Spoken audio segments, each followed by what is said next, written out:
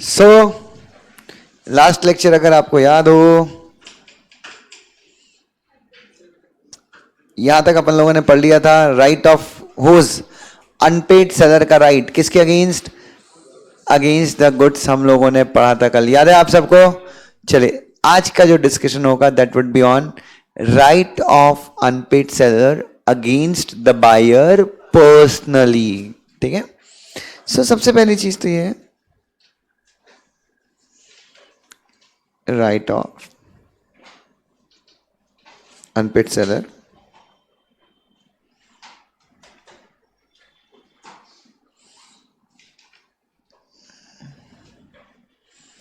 against the buyer personally. Now what does that mean? इसका मतलब क्या है? नहीं, समझना अगेंस्ट द बायर पर्सनली। तो सबसे पहली बात, जब तक आपके पास गुड्स थे, जब तक आपके पास क्या थे, टिल द टाइम या as long as you had the position of the goods, what did you try to do? You try to recover your money from the sale of the goods या फिर from the lien of the goods, right? अरे हाँ है ना। But the moment you lose the ownership as well as possession, जिस वक्त आपसे क्या दूर हो गया, पोजीशन भी चला गया आपसे, ओनरशिप भी चली गई, तब आप क्या करोगे? तब तो आपके सोच बचे नहीं। मैंने होटल का एग्जांपल दिया था if you remember in the last lecture, कि भाई मैं वहां से होटल लेके निकल गया, बोल रहा हूं मैं, वहां से क्या लेके निकल गया, अपना सामान भी लेके चला गया और खुद भी चला गया। Very nice. मैं अपना सामान भी लेकर चला गया और मैं वहां से क्या किया, खुद भी चला गया। तो जब सामान मेरे पास था नहीं और बिल नहीं दिया था ना कुछ 40-50 हजार रुपए का, तो what the seller will do या what the hotelier will do, क्या करेगा होटलियर? सामान तो मैं लेके चला गया, ओनरशिप भी मेरे पास है, पोजीशन सामान भी मेरे पास आ गया, तो क्या नहीं से वो गुड्स के अगेंस्ट कुछ नहीं कर सकता कि गुड्स तो मैंने ले लिए। मैंने अगर आपको उधार पे सामान बेचा है, कैसे सामान बेचा है, मैंने आपको ओनरशिप भी दे दी और आपको गुड्स का पोजीशन भी दे दिया, तो मैं आपके खिलाफ अब कुछ गुड्स के खिलाफ कुछ नहीं कर सकता। जो करना है मुझे आपके खिलाफ करना पड़ेगा। तो सबसे पहले मैं आपके खिलाफ क्या करूंगा? Unpaid seller can sue the buyer for price. सबसे पहले मैं आपके खिलाफ कहां जाऊंगा? कोर्ट जाऊंगा। क्या मांगने के लिए? गुड्स का क्या मांगने के लिए? प्राइस मांगने के लिए। कॉम्पनसेशन नहीं, गुड्स का प्राइस ना, क्योंकि मैंने सेल किया, आपने सेल का कॉन्ट्रैक्ट तोड़ा है। हाँ, कोर्ट जाने में अगर मेरा कुछ खर्चा होता है, कोर्ट में केस फाइल करने में मेरा कोई खर्चा होता है, तो मैं उसका क्या मांग सकता हूं आपसे? कॉम्पनसेशन मांग सकता हूं। If the seller transfers the ownership as well as position of the goods to the buyer, but the buyer wrongfully, what बेटा? रॉन्गफुली रिफ्यूजेस, गलत तरीके से मना कर देता है, और neglects to pay the price of the goods, the seller may sue the buyer for what बेटा? सेलर स्यू कर सकता है बायर को, किस चीज के लिए बच्चों? गुड्स के प्राइस के लिए। Next, if the seller has not transferred the ownership nor, अच्छा ये एक और चीज, एक और बढ़िया चीज था, सेकंड वाला पॉइंट। सेलर ने, अभी जो सेकंड वाला पॉइंट है कॉन्ट्रैक्ट एक्ट के अंदर है, मैं सेलर हूं, निखिल बायर है। मैं सेलर हूं और निखिल कौन है? और बायर ने मुझे प्रॉमिस किया था कि दुष्यंत सर 25 अप्रैल को पहले मैं आपको 10,000 रुपए आपकी जेब में दूंगा। दुष्यंत सर 25 तारीख को मैं आपको कितने दूंगा? 10,000 रुपीज दूंगा आपको। पहले मैं आपको पैसा पे करूंगा, उसके बाद आप मुझे गुड्स की क्या करना? ओनरशिप ट्रांसफर करना। So what he had done? अब कॉन्ट्रैक्ट ऑफ सेल है, अग्रीमेंट टू सेल है, इसके ऊपर डिस्कशन हो सकता है, लड़ाई हो सकती है, आर्ग्यूमेंट्स हो सकते हैं। But what I am trying to say कि एक प्रॉमिस इसने मेरे से फिक्स्ड प्रॉमिस किया था। What fixed promise he had made? कि sir whether I get the ownership, whether I do not get the ownership, whether I get the possession, I do not get the possession, ownership मिले नहीं मिले, position मिले नहीं मिले, मैं आपको क्या करूंगा? मैं आपको प्राइस जरूर पे करूंगा। ऐसा मुझसे किसने प्रॉमिस किया? बायर ने प्रॉमिस किया। He made a promise that he will pay price, and if he does not pay the price on that particular day, अगर बायर मुझे क्या ना पे करे? प्राइस पे ना करे। किस डे को प्राइस पे ना करे? ऑन दैट पर्टिकुलर डे, जिसके बारे में इसने मुझे क्या किया था? प्रॉमिस किया था। क्या मैं इसके खिलाफ कोर्ट जा सकता हूं? क्यों जा रहा हूं कोर्ट? कैन आई से breach of contract, breach of promise किया ना इसने मेरे से। भले ओनरशिप मिले पोजीशन ना मिले, बट इसने मेरे को बोला था ना ओनरशिप और पोजीशन मैटर, मैं आपको पैसे दूंगा ऑन दैट पर्टिकुलर डे, मैं आपको क्या करूंगा, पैसे दूंगा। और अगर उस पर्टिकुलर डे को ये मुझे क्या नहीं देता, और अगर उस पर्टिकुलर डे को क्या नहीं करता, ये अगर ये मुझे पैसे नहीं देता तो मैं क्या कर सकता हूं, क्या मैं इसके खिलाफ कोर्ट जा सकता हूं? यस और नो? यस। चलिए बच्चों ध्यान देखिए, सेकंड क्या है, if the seller has not transferred the ownership not the position of the goods but the buyer has agreed to pay for what बेटा, on a certain day irrespective of what बेटा, of ownership और position of the goods, the seller may sue the buyer। कब बच्चों?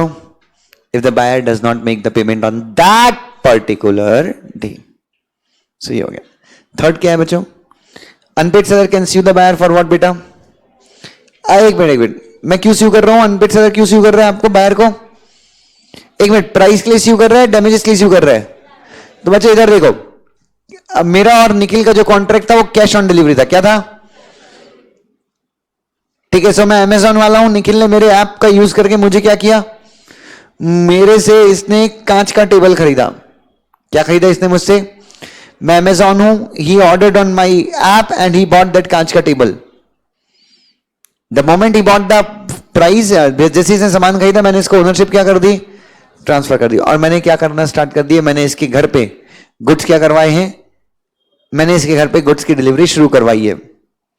बच्चों पूरा 50 kilometre जाके मेरा delivery boy 10 litre petrol फूक के मेरा डिलीवरी बॉय क्या कर रहा है, इसके घर पे डिलीवरी देने गया।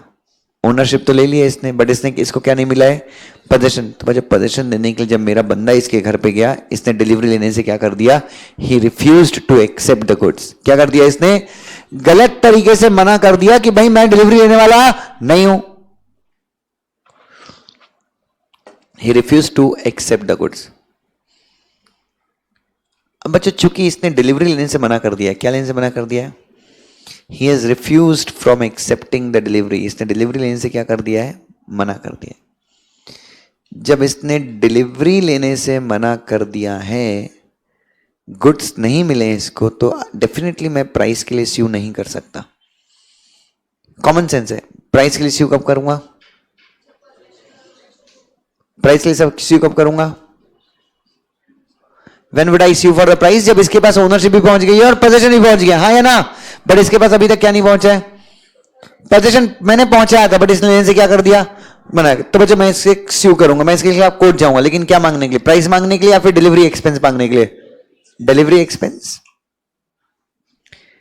इफ द बायर रॉन्गफुली गलत तरीके से नेग्लेक्ट करता है और रिफ्यूजेस टू एक्सेप्ट, और व्हाट बेटा, अगर बायर गलत तरीके से क्या करता है, नेग्लेक्ट करता है या फिर क्या करता है,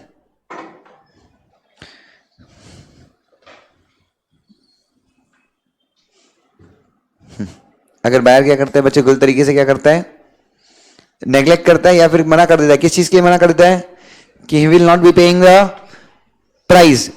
and why he is not paying the price, because he does not want to, वो गुड्स को क्या नहीं करना चाहता है, एक्सेप्ट नहीं करना चाहता है।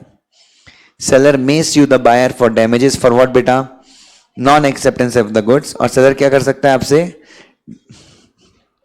सेलर आपको स्यू कर सकता है, क्या मांगने के लिए, डैमेजेस मांगने के लिए सेलर आपको क्या कर सकता है, स्यू कर सकता है। तो दो चीजें मांगी है, पहले तो वो डैमेजेस किस लिए मांगेगा, आपने गुड्स को गलत तरीके से रिजेक्ट किया है, और दूसरा जो मेरा क्या हुआ है, रिजेक्ट किया, उसका भी डैमेज मांगूंगा, और उसके बाद जो मेरे डिलीवरी के क्या हुए हैं, खर्चे हुए हैं, मैं उसके लिए भी क्या मांग सकता हूं, डैमेजेस मांग सकता हूं। Is everyone with me, sure समझ रहे हैं आप सबको? चलिए नेक्स्ट क्या है,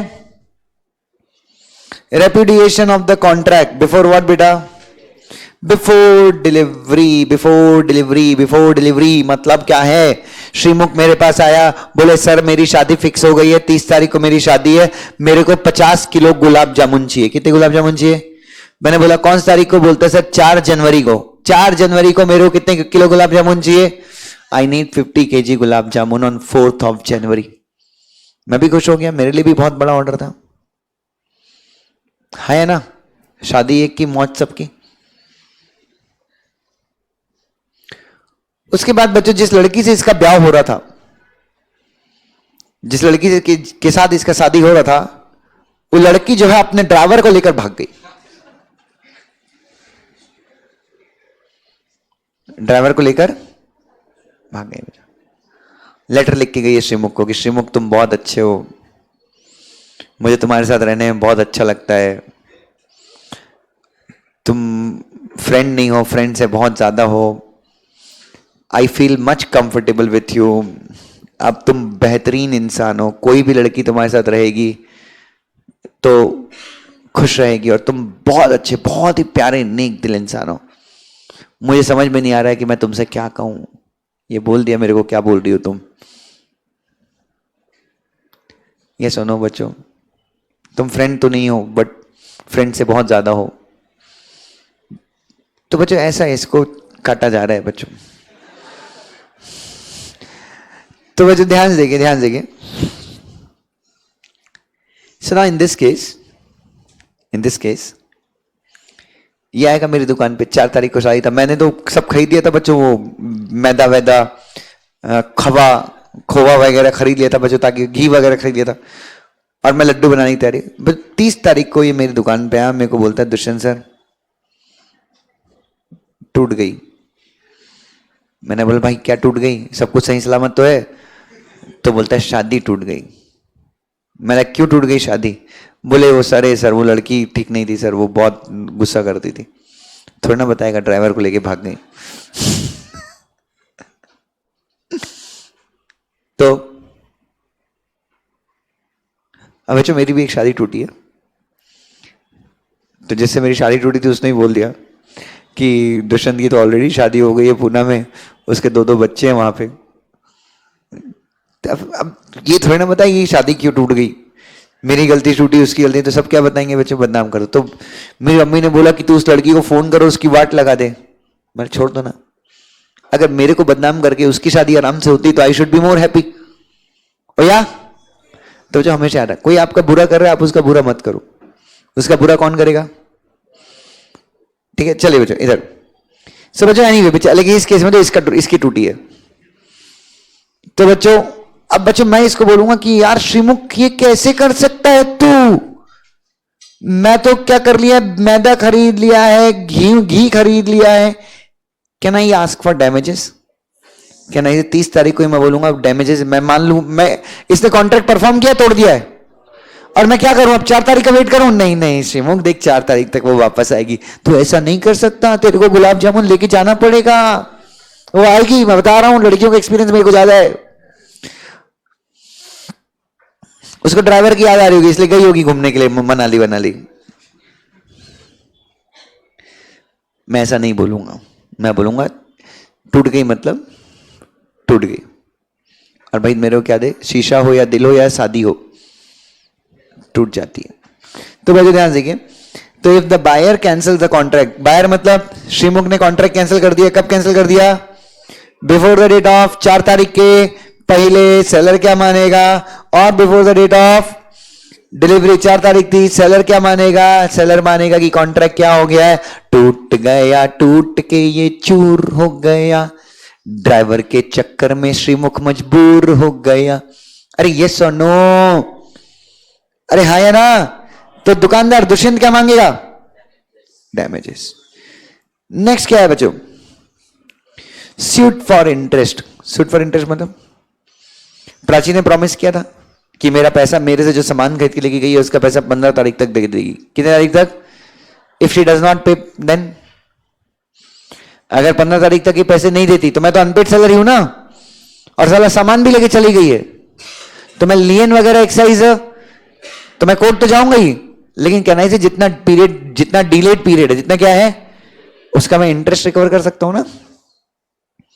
The seller can claim the interest from the buyer on the unpaid amount by the buyer if there is an agreement between buyer and the, if nothing is mentioned in the agreement related to payment of the interest, the seller can claim interest from the buyer by giving a notice. तो interest कब claim कर सकता है seller buyer से? जब agreement में लिखा है कि buyer अगर इतने दिन के अंदर पेमेंट नहीं करेगा तो उससे मैं क्या चार्ज करूंगा, हाँ लेकिन तुमने इतने दिन के अंदर पे नहीं किया तो बायर, सेलर इंटरेस्ट चार्ज करेगा। लेकिन बायर और सेलर के बीच में अगर कुछ भी अग्री नहीं हुआ तो क्या होगा? 15 दिन का मैं वेट करूंगा, आपने पे नहीं किया तो मैं आपको क्या भेजूंगा, नोटिस भेजूंगा। और नोटिस में क्या लिखूंगा कि भाई तूने इंटरेस्ट पैसे नहीं दिए, मेरे 2 दिन के अंदर पैसे दे तो मैं तेरे से 15% क्या चार्ज करूंगा। Is that clear? The court may also give an order to the buyer for payment of interest at the rate decided by from the date of delivery or from the date on which price was payable. Court, अगर मैं court गया तो मतलब मैंने प्राची को notice दिया कि प्राची देख इंटरेस्ट दे देना मेरे को, प्राची बोलती नहीं दूंगी सर, नहीं दूंगी नहीं दूंगी नहीं दूंगी, इंटरेस्ट नहीं दूंगी, भागो आप यहां से। ऐसा किसने बोला मुझे? प्राची ने बोला। मैंने कहा प्राची कसम खा के जा रहा हूं इंटरेस्ट लेके रहूंगा। कोर्ट गया और कोर्ट में मैं केस जीत गया तो कोर्ट ने क्या बोला, प्राची को सामान किस दिन मिला था, 15 तारीख को। प्राची ने प्रॉमिस कब किया था पैसे देने का, 25 तारीख को। तो 15 तारीख या 25 तारीख, दोनों में से कोई भी तारीख जो कौन डिसाइड करे, तब से प्राची को मुझे क्या देना पड़ेगा। Is that clear? चलिए, राइट ऑफ लियन और right of stoppage in transit के बीच में डिफरेंस रीड कर लेना। आप सबको पता ही, एक ही चीज याद रखना, जब राइट ऑफ लियन खत्म होता है तो क्या चालू होता है, right of stoppage in transit. Is that clear? Right of लियन कब एक्सरसाइज करता है सेलर, जब गुड्स उसके पास हो। Right of stoppage in transit कब एक्सरसाइज करता है सेलर, जब गुड्स इंडिपेंडेंट कैरियर के पास हो। Is that clear? Effect of सब सेल और प्लेज बाय द बायर, क्या है इसका मतलब?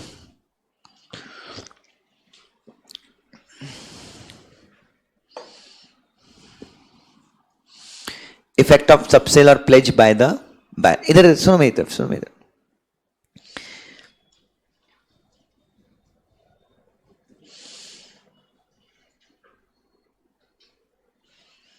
ये कौन है?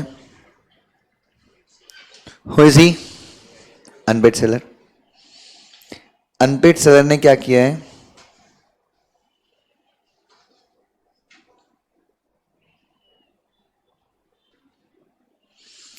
अनपेड सेलर ने क्या किया, सामान को क्या किया है, अनपेड सेलर ने सामान क्या किया है, सेल किया है। ठीक है?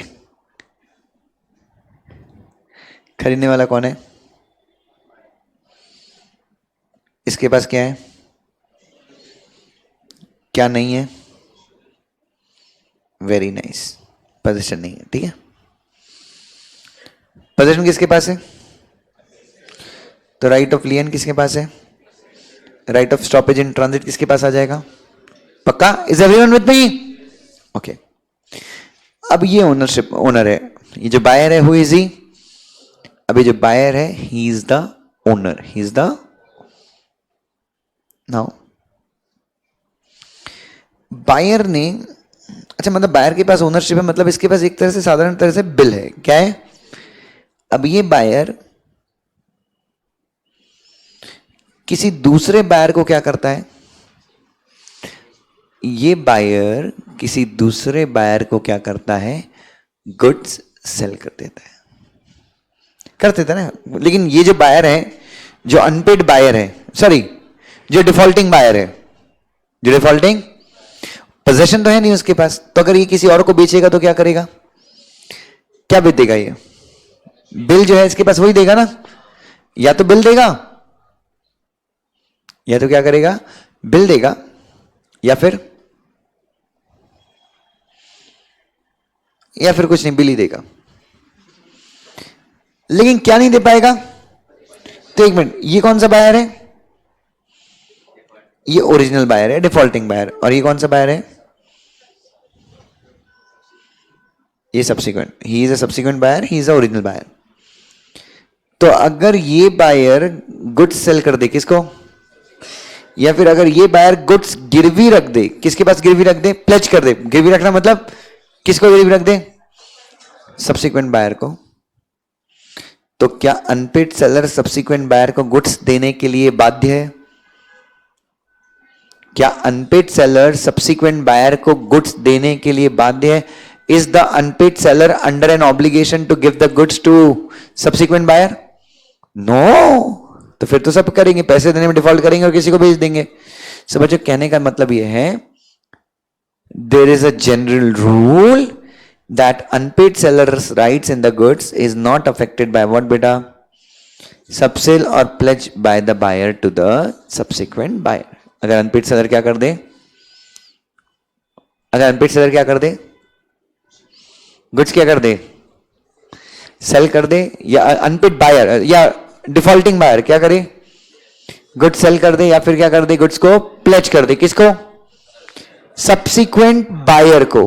तो अनपेड सेलर का जो राइट है कौन सा, लियन या स्टॉपेज इन ट्रांजिट जो भी है उसको कोई फर्क, लेकिन लेकिन लेकिन अगर अनपेड सेलर ने या जो डिफॉल्टिंग बायर है उसने पूछा, ओ दादा हम ना गुड्स थर्ड पार्टी को बेच रहा है, और वो क्या बोले, हाँ बेच दो.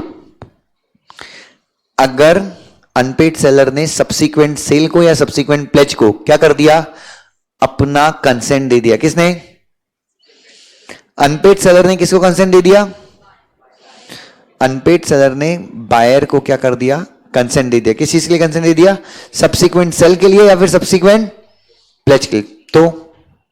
तो गया. फिर अनपेड सेलर क्या नहीं कर सकता, फिर unpaid seller will have to give what बेटा, possession to whom, to the subsequent buyer. Point number 1. और दूसरा, अगर अनपेड सेलर ने ओनरशिप और पोजीशन दोनों किसको दे दिया है, बायर को दे दिया है, तो सब तो कुछ कर ही नहीं सकता वो. तो सब्सिक्वेंट बायर को क्या मिल जाएगा, ओनरशिप और पोजीशन दोनों मिल जाएगा ना. तो अनपेड सेलर कोई राइट एक्सरसाइज कब नहीं कर सकता, अनपेड सेलर राइट एक्सरसाइज जब अनपेड सेलर ने, मैंने प्राची को सामान बेचा, मैं अनपेड सेलर था, प्राची को मैंने ओनरशिप भी दे दिया और पोजीशन भी दिया. प्राची ने वो किसको बेच दिया, अदिति को बेच दिया. प्राची ने किसको बेच दिया, अदिति को बेच दिया. क्या मैं कुछ कर सकता हूं, मैं तो प्राची के अगेंस्ट भी right of stoppage in transit और लियन एक्सरसाइज नहीं कर सकता था. तो क्या मैं अदिति के अगेंस्ट करने वाला हूं, बिल्कुल भी नहीं. Is that clear, is that clear to everyone. चलिए,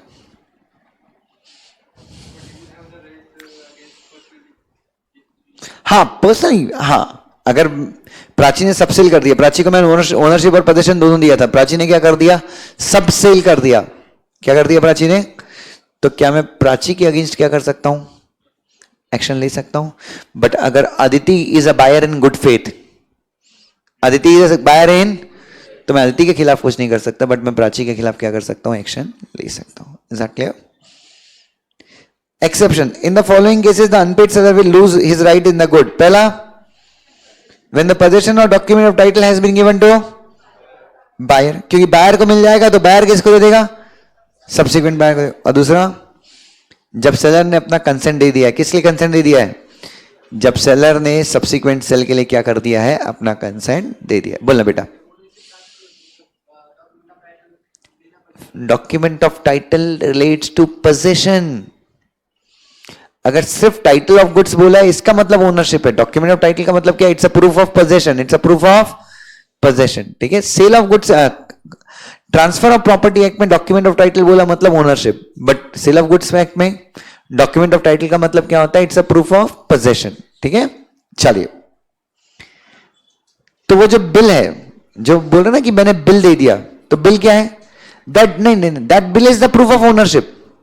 बिल इज द, मैंने बोल रहा हूं बिल से मैं ट्रांसफर कर दूंगा. और अगर बिल नहीं है तो क्या नहीं से गुड्स का कॉन्ट्रैक्ट, तो गुड्स तो आप ओरली भी बेचते हो.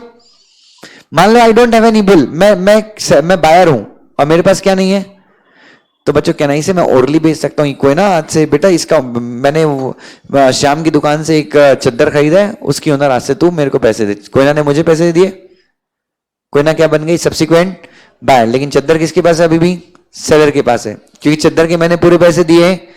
तो कोई ना को क्या करना है, कोई ना को जाके क्या करना है, पूरे पैसे देने हैं. या हो सकता है 100 में से मैंने चद्दर वाले को 50 रुपए दिए हैं, तो कोई ना ने मुझे कितने दिए, 50 दिए. तो कोई ना को बाकी के 50 किसको देना है, चद्दर वाले को देना है. और कोई ना को क्या मिल जाएगा, पोजेशन मिल जाएगा. ठीक है. चलिए, right of the parties in case of breach of contract. पहला क्या है, right of buyer in case who has made the breach of contract. एक मिनट बच्चों, मुझे एक चीज बताओ, right of buyer in case the seller has made breach of contract of sale. Now मत देखो उधर, मुझे एक चीज बताओ, how would the seller make breach of contract of sale? एक करेक्ट है। सेलर, क्वेश्चन सुनना फिर से सारे लोग।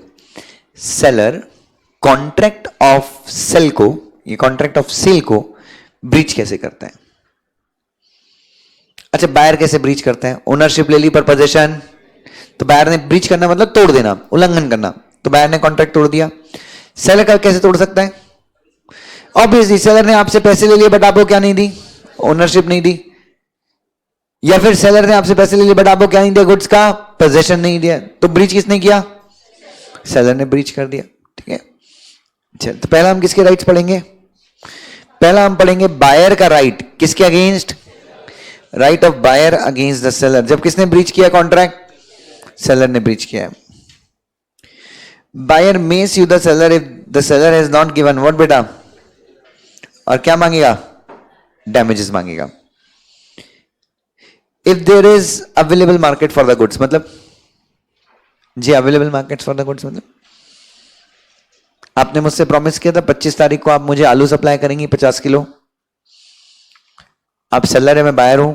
आपने मुझे ओनरशिप दे दी, आपने कहा कि यस दुष्यंत सर मैं सप्लाई कर दूंगी, you are the owner of 50 KG aloo. लेकिन 25 तारीख को आपने मुझे आलू देने से क्या कर दिया? मना कर दिया। मतलब आपने कॉन्ट्रैक्ट क्या किया? ब्रीच किया। मैं कौन हूं? आप कौन है? आपने डिफॉल्ट किया। कैसे डिफॉल्ट किया? By not giving the delivery. Delivery मतलब पोजीशन। यस, क्या करूंगा मैं? ऐसा तो है नहीं कि आलू सिर्फ आप ही बेचती हैं पूरी दुनिया में। मैं क्या करूंगा? नमेश की दुकान से आलू खरीद लूंगा। लेकिन आपसे मैंने 50 रुपए में खरीदने का प्रॉमिस किया था, नमेश ने मुझे उस दिन 60 रुपए में बेचा। अगर आप आलू मुझे दे देती तो मेरा कितना रुपए बचता? 10 रुपीज बचता। समझ में आ रहा है कितना बचता? और आलू गुड्स ऐसे हैं जिनका मार्केट में क्या है? अवेलेबिलिटी है। तो देखिए, the damages will be calculated on the price of, on the basis of what बेटा? Market price and contract price. तो कॉन्ट्रैक्ट प्राइस कौन सा है? मेरा और जिया का कॉन्ट्रैक्ट प्राइस था 50 रुपए का, मार्केट में कितने का है? तो मैं आपसे क्या मांगूंगा? 10 रुपए का लॉस मैंने क्यों बियर किया? क्योंकि आपने मुझे समय पे आलू deliver. If there is no available market for the goods, मतलब मार्केट में वो गुड्स अवेलेबल नहीं है, तो क्या होगा? The purchaser may purchase the goods from and can claim. Same बच्चों, if there is no available market in the goods मतलब आलू मार्केट में मिलते ही नहीं है, उसके लिए मुझे किसी किसान को ढूंढना पड़ेगा। किसे ढूंढना पड़ेगा? मार्केट नहीं है। Now if there is no market for the goods, how would I buy something? गांजा पीता है? गांजा पीता है? अगर मान ले पीता होता तो is there a market for ganja? Aditi? No, Aditi does not get the ganja from market because there is no market. So Aditi, उसके लिए एक इसके भैया हैं चंडीगढ़ वाले, उनके पास जाके शी बाइज इट वेरी, क्या बोलते हैं उसको, that locality is in isolation, किसी को माहिती नहीं है कहां है, no one knows about that locality, it's at some abundant place, sorry abundant नहीं, अबंडेंट प्लेस, खंडर, वीराना, तो वहां जाके लेके आती है। So there is no market available for potato. Same example में, अगर पोटैटो के लिए कोई मार्केट अवेलेबल तो मैं किससे खरीदूंगा? कैन आई से I can buy from any seller, और जो डिफरेंस है वो मैं किससे क्लेम कर लूंगा? प्रीवियस सेलर से। Same contract price minus purchase price, क्योंकि मार्केट प्राइस क्यों नहीं? Because there is no market. तुमने एक क्वेश्चन नहीं पूछा, अगर कम प्राइस पे मिलेगा तो देने वाले ही नहीं हुए। If the buyer does not purchase a similar goods but he makes arrangement of similar goods, the amount spent on arrangement will be the amount of arrangement will of goods will be the amount of damage. कोई मतलब बता सकते हैं मुझे? अच्छा, यहां पे जिया से मेरा कॉन्ट्रैक्ट क्या था? कुछ खरीदने का कॉन्ट्रैक्ट था या कुछ सर्विस का कॉन्ट्रैक्ट था? सर्विस का कॉन्ट्रैक्ट था। जिया ने बोला था कि श्रीमुख की शादी में आके टेंट लगाएगी। क्या बोला था? श्रीमुख की शादी में आगे क्या लगाएगी? नहीं नहीं नहीं, नहीं।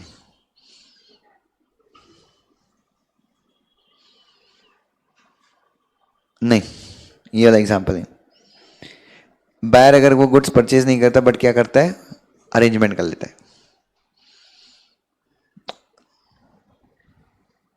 हाँ, कोयना ने मेरे से प्रॉमिस किया था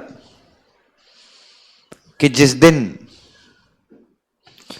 83 रिलीज होगी और रणबीर सिंह की मूवी, उसकी सीडी मुझे देगी 500 रुपए में। कितने रुपए में? और कब? 25 अप्रैल को 83 रिलीज हो रही है, मुझे नहीं पता कब रिलीज, एग्जाम्पल दे रहा हूँ। सो 25 अप्रैल को क्या रिलीज हो रही है? 83 नाम की जो मूवी है वो 25 अप्रैल को रिलीज हो रही है। इसने मुझे प्रॉमिस किया था कि मुझे क्या करेगी, ये सीडी सेल करेगी। इसने प्रॉमिस, इसने गुड्स को डिलीवर करने से 25 तारीख को क्या कर दिया, मना कर दिया कि बोले सर नहीं सॉरी मैं नहीं बेच पाऊंगी। तो मुझे मूवी देखनी थी, तो मैंने क्या किया, श्रीमुख से मूवी की सीडी किराए पे ली। श्रीमुख ने मुझे क्या दी, सीडी किराए पे दी, और 20 रुपए का मैंने खर्चा किया। किसके ऊपर? सीडी को क्या लेने पे, किराए पे लेने के लिए मैंने 20 रुपए का खर्चा किया। क्या नहीं से 20 रुपए जो मेरा खर्चा हुआ किसके कारण हुआ है? अरेंज किया मैंने गुड्स, क्योंकि कोयना ने मुझे गुड्स बेचे, तो क्या कोयना से मैं वो खर्चा ले सकता हूं? कौन सा? अरेंज करने का खर्चा। Yes. If the goods are irreplaceable in the market, then the proper damage will be the amount of profit which would have been generated by the, नहीं ये पॉइंट कट कर देना मुझे, this is not relevant for us, मत पढ़ना बच्चों ये point.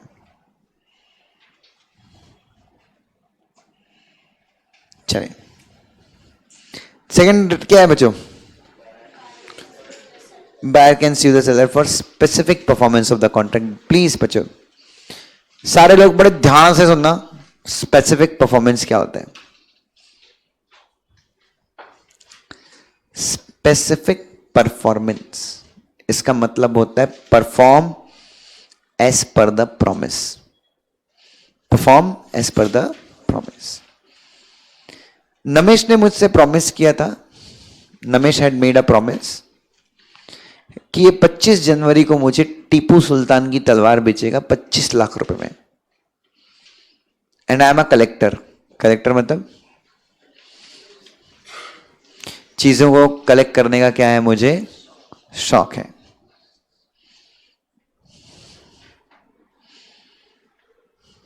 ठीक है। सो बच्चों I love to collect ancient things. Tipu Sultan की तलवार है, मुझे ये भी नहीं पता कि वो ओरिजिनल है या नहीं है, but just because he claims it to be the sword of Tipu Sultan, I agreed to pay the sum of ₹25 lakhs. He promised that he will make a delivery on 26th. इसने प्रॉमिस किया कि ये तलवार की डिलीवरी कब दे देगा? 26 तारीख को ये मुझे तलवार की डिलीवरी दे देगा, ऐसा उसने मुझसे वादा किया ना। 26 तारीख को इसका फोन आता है मुझे सुबह सुबह, and he is like sir no sir मैं आपको डिलीवरी नहीं दे पाऊंगा, I am really sorry sir, I won't be able to perform the contract. मैंने बोला क्यों? तो बोलते सर बस ऐसे ही, बट मैं आपको डिलीवरी नहीं दे पाऊंगा, I won't be able to give the delivery. बोलते सर और मैं मानता हूं कि मेरी गलती है, आपको मैं 20,000 रुपए का क्या दे रहा हूं, कॉम्पनसेशन या डैमेजेस दे रहा हूं, क्योंकि मैंने कॉन्ट्रैक्ट क्या किया है, ब्रीच किया है।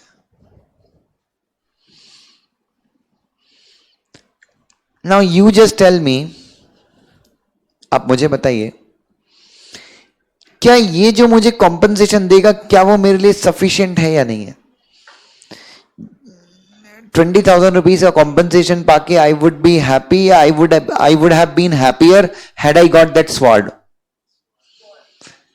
आप समझो मेरी बात को। ही कैन, बच्चों वो तलवार तो मैं बोल रहा हूं 500 रुपए की भी नहीं होगी, but just because it belong to Tipu Sultan I am ready to pay you a sum of ₹25 lakh. समझना क्यों मैं आपको 25 लाख देने के लिए तैयार हो गया? नंबर 1 मेरा इमोशनल अटैचमेंट है, नंबर 2 दैट तलवार I can not obtain in the market easily. मुझे कोई उसका सेलर वापस से मिलने वाला, मुझे उस तलवार को बेचने वाला अलग से मिलने वाला नहीं है। अरे हाँ या ना? तो मैं आपके खिलाफ, नमेश के खिलाफ 20,000 रुपए से, मैं 20,000 रुपए नमेश मुझे देगा, मैं उससे खुश हूं या नहीं हूं? मैं कहां जाऊंगा नमेश के खिलाफ? किस लिए कोर्ट जाऊंगा? I'll sue नमेश एंड मैं कोर्ट से बोलूंगा कि नमेश को कोर्ट प्लीज ऑर्डर दीजिए कि नमेश क्या करे। कोर्ट कॉन्ट्रैक्ट को जो उसने मुझसे प्रॉमिस किया था उस कॉन्ट्रैक्ट को क्या करे, स्पेसिफिकली क्या करे, उस कॉन्ट्रैक्ट को नमेश स्पेसिफिकली परफॉर्म करे। आप ऐसा ऑर्डर दीजिए। ऐसा मैं किसको कहूंगा? I would be stating this to court.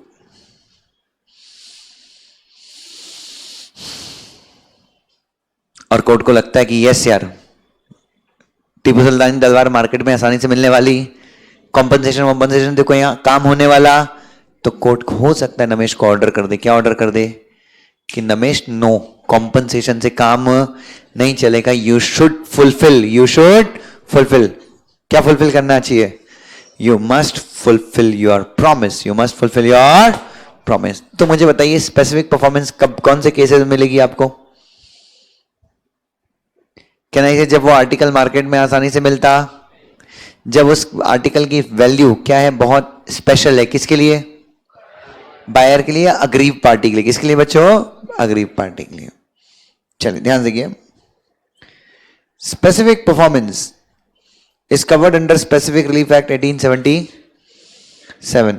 If the subject matter of the contract has somewhat beta special value and compensation in money is not an adequate remedy to the buyer may sue the seller. The buyer may sue the buyer, चाहे तो seller को sue कर सकता है। किस लिए sue कर सकता है? For specific performance.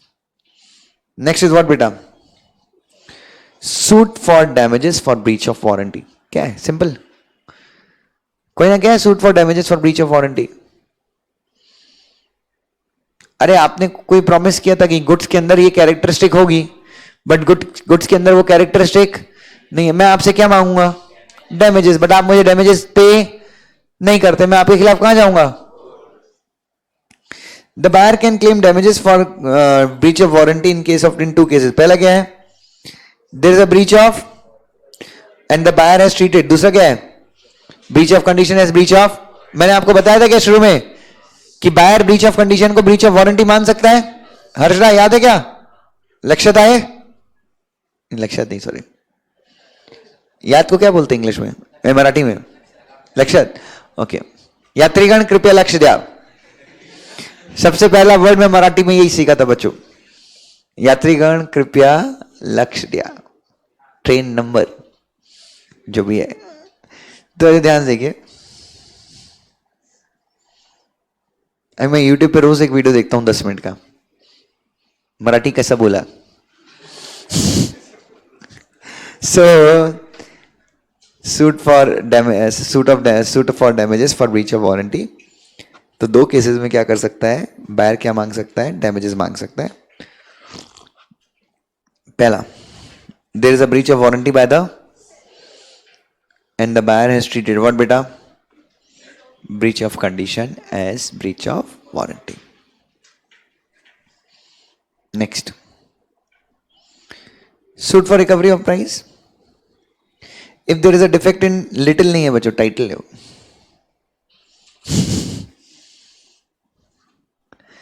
अगर किसके टाइटल में डिफेक्ट है? ओए बच्चों, मैंने आपसे गुड्स तो खरीदे, मैंने आपसे क्या खरीद लिए? मैंने आपसे गुड्स तो खरीद लिए, बट आपके पास ओनरशिप ही नहीं थी, तो मेरे पास भी क्या नहीं आई? You did not have the ownership, so I did not get one. मेरे पास नहीं आई, तो आपके टाइटल में डिफेक्ट था, तो नेचुरली मेरे टाइटल में भी क्या आ गया? तो मैं क्या करूंगा? क्या नहीं से मैं आपके खिलाफ, कोर्ट तो छोड़ दो, क्या मैं कॉन्ट्रैक्ट कैंसिल कर सकता हूं? Can I cancel the contract? Yes. And can I claim for the price? तो यस। तो अगर if there is a defect in the title of the seller, the buyer has a right to recover the price of the goods from whom बच्चों? seller's right in buyer in case buyer breaches the contract। पढ़ा ना अपन ने? वो delivery accept नहीं करता तो अपन क्या मांग सकते हैं? डैमेजेस मांग सकते हैं। एंटीसिपेटरी ब्रीच, कॉन्ट्रैक्ट परफॉर्म करने की डेट के पहले वो कॉन्ट्रैक्ट कैंसिल कर तो हम उससे डैमेजेस मांग सकते हैं, प्राइस नहीं पे, इंटरेस्ट मांग सकते हैं। तो ये अपन ने पहले ही पढ़ा है। नेक्स्ट आ जाएंगे बच्चों सेक्शन 64, किससे डील करता है? Auction cell.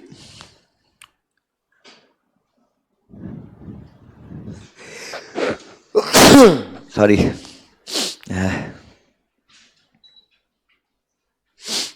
What is auction sale? और भाई बहनों गौर से देखिए, रिमोट है, इसको बेचने आया हूं मैं और आप सबके सामने बेहतरीन रिमोट है। इस रिमोट से आप किसी भी कंट्रोल कर सकते, चाहे इंसान हो चाहे जानवर हो, किसी भी इंसान को आप कंट्रोल कर सकते। बोली लगाइए भाई बहनों, सोचिए मत जरा भी। चलिए, खूबसूरत नजाकत कर्व देखिए, कितना प्यारा सा कर्व है, आपको मजा आ जाएगा इस रिमोट को यूज करके। चलिए भाई बहनों, बोली लगाएंगे और इसका रिजर्व प्राइस है 501 रुपए। बोलिए, सोचिए मत ज्यादा, मेहरबान कदरदान, इस रिमोट की करो इज्जत। ये रिमोट आपकी जिंदगी में आएगा तो आपकी जिंदगी बदल देगा। चलिए स्टार्ट करिए। काली टी शर्ट वाले चिकने बोल, कितना लेगा? 1000 रुपीज। ओके, जिया जिया जिया, जल्दी बोलो जल्दी बोलो। 1500। ओके, जिया को दे दिया। सो बच्चों, what is basically an auction sale? सबसे पहले आप न्यूज़पेपर में एडवर्टीजमेंट देते हो कि ऑक्शन सेल होगा। That advertisement is invitation to offer. You are inviting people कि इस जगह पे आइए और क्या दीजिए? यू आर इनवाइटिंग पीपल कि please come to this particular place और यहां पे ये पर्टिकुलर चीज बिकेगी and you can give an offer. You can give an. तुम लोग आते हो इकट्ठे होके, फिर क्या होती है? बिडिंग स्टार्ट होती है। क्या स्टार्ट होती है? बिडिंग में मैंने क्या बोला कि ये जो रिमोट है कम से कम 500 प्राइस रुपए में बेचना है मुझे, 500 के ऊपर बेचना है। सो मिनिमम प्राइस जो सेलर स्पेसिफाई करे वो क्या होता है? Reserve price. क्या होता है? अगर तुम रिजर्व प्राइस के नीचे बिड करोगे तो मैं बिड तुम्हारी एक्सेप्ट नहीं करूंगा। ठीक है, तुम सब बिड करोगे। और नॉर्मली सेलर खुद अपने गुड्स बेचता है, सेलर के बिहाफ पे कोई और बेचता है। ऑक्शनियर। क्या बोलते हैं? सेलर के बिहाफ पे जो गुड्स बेचता है उसको हम क्या बोलते हैं? And auctioneer acts as what बेटा? Agent of the seller. Auctioneer किसके? क्योंकि ओनरशिप कौन ट्रांसफर करेगा? ऑक्शनियर। लेकिन ऑक्शनियर किसका एजेंट बन के ओनरशिप ट्रांसफर करेगा? सेलर का। ठीक है ना? उसके बाद आपने बिड किया, इसने 1000 बिड किया था, जिया ने 1500 बिड किया। आप लोगों ने मुझे ऑफर दिया ना, लेकिन मुझे स्वप्निल का ऑफर एक्सेप्ट करना है 1000 वाला। क्या मैं कर सकता हूं? करेक्ट है। क्यों कर सकता हूं बच्चों? अब देखिए, मैं ऑफरर हूं, मैं एक्सेप्टर हूं। आप लोग ऑफर देंगे, मुझे एक्सेप्ट करना है। सो अल्टीमेटली जो ऑफर एक्सेप्ट करता है वो डिसाइड करेगा ना कि इसको किसका ऑफर एक्सेप्ट करना है। हाँ, ये तो जनरल रूल है कि एक्सेप्ट हमेशा किसका करते हैं, बट मुझे अगर किसी और का एक्सेप्ट करना तो भी मैं कर सकता हूं। हाँ, है ना? ये खूबसूरत ग्लास है, ये 1 करोड़ रुपए में बिका है और बेचने के पहले आप सबको पता है हथौड़ा मारते हैं 1 2 और जैसे ही 3 बोला वो क्या हो गया? वो जो ग्लास था वो नीचे गिर गया बच्चों। Who will bear the loss? Buyer और सेलर? सेलर। क्यों? क्योंकि ओनरशिप कब ट्रांसफर होती? थर्ड हैमर जब तीसरी बार गिरता है, उसके पहले ही क्या हो गया? वो टूट गया। तो loss will be borne by the. Is that clear to everyone? अब मेरे को पता है कई लोगों के मन में एक ही डाउट आया होगा कि मान लो आपने हथौड़ा मारा होता और उसके 5 सेकंड के बाद वो गिरता तो यस नो, तो भी इस केस में नहीं, फिर नहीं, ओनरशिप ट्रांसफर हो जाती कब? थर्ड हैमर रिपीट किया तो मैं मैटर कोर्ट डिसाइड करता। कौन डिसाइड करता? क्योंकि बायर तो मानने वाला नहीं है। क्यों? वो बोलता कि नहीं मेरी क्या गलती, मैं तो दूर खड़ा था। Are you getting my point? तो वो कोर्ट डिसाइड करेगा, इसलिए मैं इसके बारे में कुछ प्रतिक्रिया नहीं दूंगा। नाउ, ऑक्शन सेल में क्या सेलर अपने बंदों को भेज सकता है बिड करने के लिए? नॉर्मली प्राइस बढ़ाने के लिए भेजता है, भेज सकता है। कितने को? सिर्फ एक को ही भेज सकता है और उसकी जानकारी, पूर्व जानकारी किसको देनी है? ऑक्शन में बतानी है कि देखो जिया जो है, she is my agent, he will be bidding on my behalf, she will be bidding on my behalf. अगर जिया किसकी एजेंट थी? सेलर की एजेंट थी, और जिया सेलर के बिहाफ पे बिड कर रही थी, बट इसकी जानकारी किसी को दी तो बच्चों तो फिर प्राइस बढ़ा दी है जी। अब चालू हो गया दो लोगों के बीच में झगड़ा, 1 लाख 10 लाख 20 लाख और 40 लाख तक गया और अल्टीमेटली 40 लाख जिया ने आखिरी बोला तो श्रीमुख ने 50 लाख बोला। कितना बोला? तो बिड के किसको सामान बिक जाएगा? हाईएस्ट वाले को।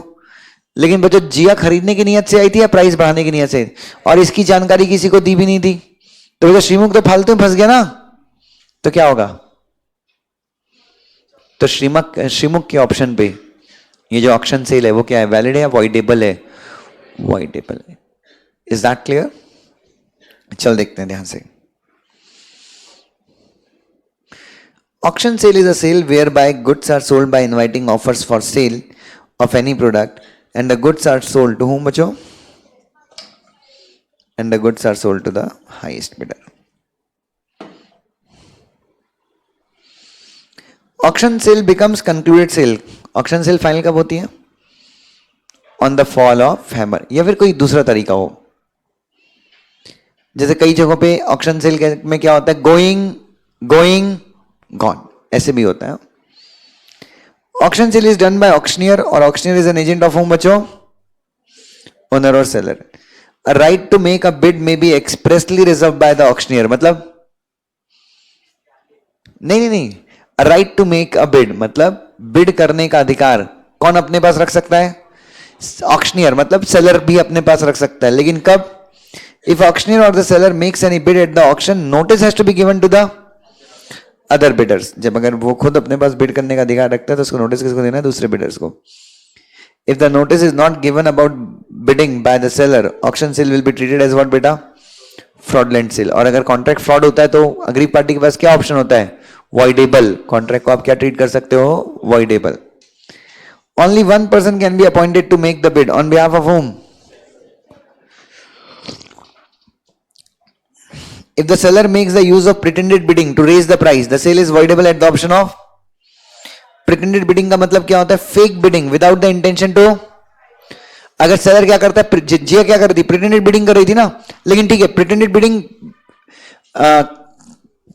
बिडिंग खराब हो सकती, वॉइडेबल हो सकती, लेकिन कब? जब उसका नोटिस ना दिया हो गया हो. अगर आपने सेलर ने पहले बोल दिया कि मेरे ब्याह पे जिया है बिड करने के लिए, और उसका पहले से नोटिस दे दिया, तो कहना इसे जिया के बिड को कोई काउंटर करने वाला? तो प्रिटेंडेड बिडिंग वॉइड कब होगी? जब नोटिस ना दिया हो. The auctioneer is not bound to hide accept the highest price. It is at his discretion है बच्चों टू एक्सेप्ट और रिजेक्ट द बिड. क्यों? करेक्ट ना बच्चों? ऑक्शनियर हाईएस्ट प्राइस बिड करने के लिए बाध्य नहीं है, उसको जो प्राइस मन में आएगा वो बिड करेगा. क्यों? क्योंकि जो बंदा ऑफर एक्सेप्ट करता है उसका राइट है, वो डिसाइड करेगा कि किसका ऑफर उसको क्या करना है. ऐसा कोई लॉ में नहीं लिखा है that you have to accept the highest bid. The buyer may retract his bid before acceptance is made. मतलब ओके, मैंने आकाश ने बोला 10 लाख, स्वप्निल ने बोला 11, आपका नाम सागर, सार्थक ने बोला 12, सारंग ने बोला 12, आतिश ने बोला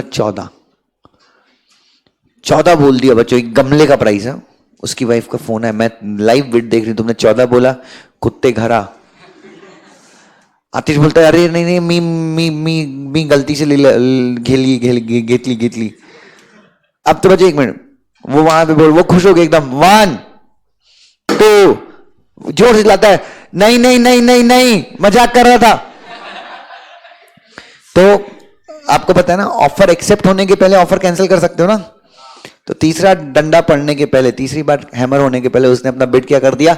रिट्रैक्ट कर दिया, पीछे हट गया वो अपने बिड से. चलता है?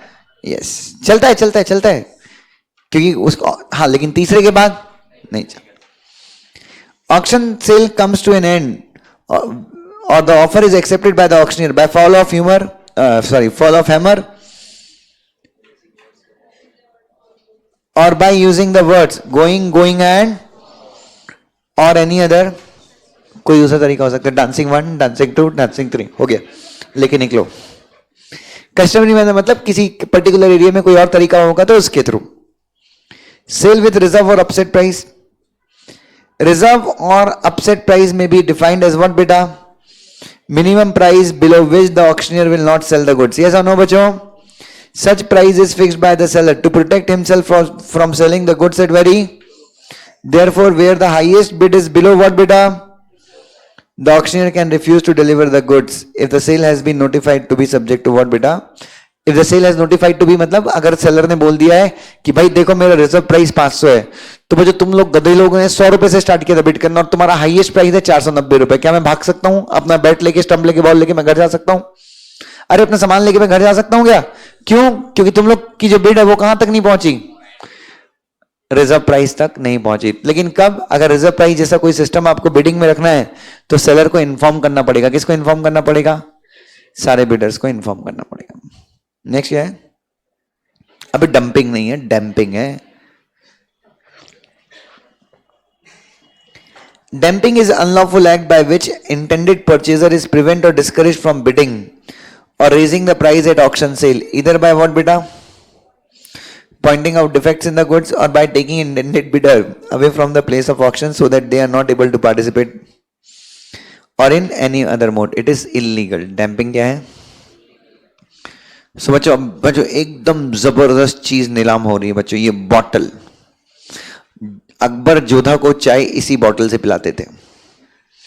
2 करोड़ रुपए की बॉटल है और पाकिस्तान में तो भयंकर डिमांड है इस बॉटल का। तो बच्चों सब लोग बिडिंग करने आए हैं बच्चों। और निखिल सबको बोल रहा है ये बॉटल तो इतनी गंदी है ना, अकबर ने 4 बार तो उल्टी की थी इसमें।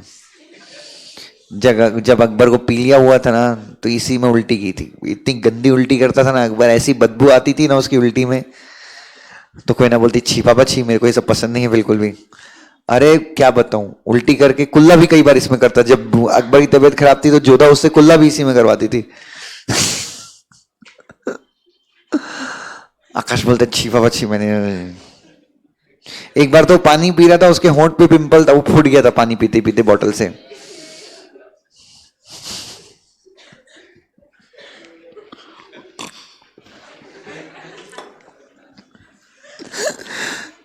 तो बच्चों सब लोग क्या हो गया बच्चों, बिडिंग से चले गए बच्चों। सिर्फ श्रीमुख खड़ा था। श्रीमुख बोलते अपने को सब चलता है। सो डैम्पिंग क्या है? फिर बच्चों पीछे से एक बस आ रही थी बच्चों, बस भर के लोग आ रहे थे बिडिंग करने के लिए। तो स्वप्निल वहां पे खड़ा था। स्वप्निल ने बस वाले रास्ता पूछा, अरे वो बिडिंग कहाँ हो रहा है अकबर के थर्मस का? तो स्वप्निल उनको बोलता है अरे वो तो उधर हो रहा है, तुम लोग यहाँ कहाँ जा रहे हो? तो बच्चों ये सब मिले हुए हैं, तो उनको गलत भेज दिया बच्चों। उत्तर तो बिडिंग स्टार्ट हुआ। ये थर्मस, ये वही थर्मस है जिसमें अकबर अपने होठों से जाम लगाता था। बिडिंग स्टार्ट करेंगे, 500 रुपए शुरू करेंगे। 500 रुपए। निखिल बोलता है 501। ओके 1 2 3 501 में निखिल। ये क्या हो गया? डैम्पिंग। लोगों को डिस्करेज करना पार्टिसिपेट करने से। जो लोग बिडिंग में पार्टिसिपेट करते हैं उनको कहीं और भेज देना, और कुल मिला के कोई भी दूसरा तरीका यूज करना जिससे लोग बिडिंग की जगह पे पहुंच। इसको क्या माना गया है? इलीगल। मतलब जो ऐसा करता है उसको पनिशमेंट मिल सकती है। Yes, and the chapter comes to end. चलिए बच्चों।